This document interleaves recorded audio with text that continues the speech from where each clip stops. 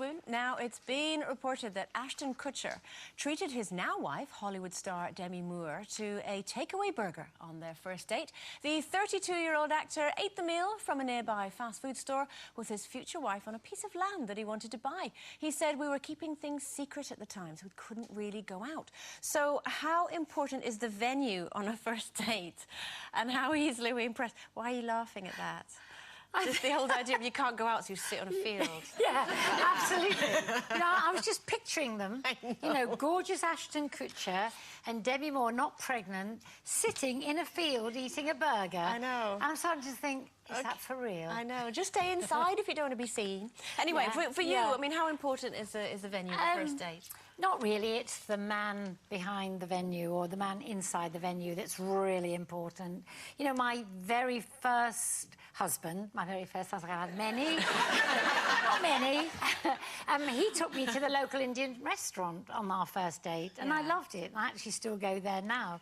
But with my new partner, I met when I was sort of living in a world of excess. I was choreographing videos. Every day I would be in Detroit with Aretha Franklin, New York with Whitney Houston, France with Elton John. So my life was sort of excess. So when I met my partner and I was doing a Freddie Mercury video and he wanted to just go to the cinema and then just go to a local cafe, I was so grateful because I just wanted to do something real, something ordinary and get my feet on the ground.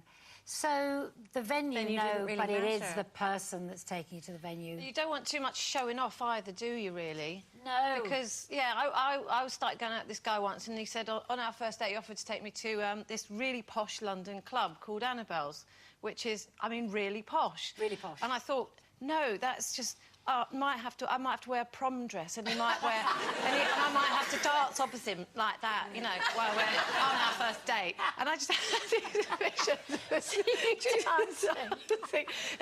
in a sort of, nightclub, and imagine him having, shoes with white socks and, and a blazer, because you have to wear a jacket in there. And I thought, no.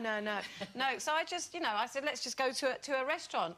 And we went to quite a raucous restaurant in London, actually, where I knew it would be all right if you had too much to drink and fell out of the door. So I think you've got to be... On a first date, you have to be really comfortable. Yeah, so, relax. Yeah, with Mark, we just went to local places, the same, just really local, just on our own, local pub, nothing impressive, nothing flash.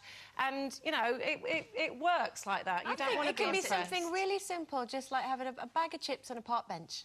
As long as you're in nice company and, it doesn't really matter where you are, a picnic or something. But it depends where the chip shop is, though, because the chips might be really cold by the time you get to the That's not very romantic. I was going on my very first date with a very gorgeous blonde boy, and I'm going to date myself now because it was to see Psycho in the cinema. With a really frightening film. We were on the back row. You know what that means? It's snogging time. So anyway, I've got a big thing of popcorn. Now, in those days, ladies had a lot of hair, like a lot of bouffant hair and everything. And I got the popcorn, he got his arm around me. I thought, oh, any minute now. Anyway, I don't know what I thought he was going to do or where. But anyway, so when but then the bit came, when he goes in, pulls back the gun, the popcorn went up like that, over like that, and into the lady's bouffant hair and stuck all over her.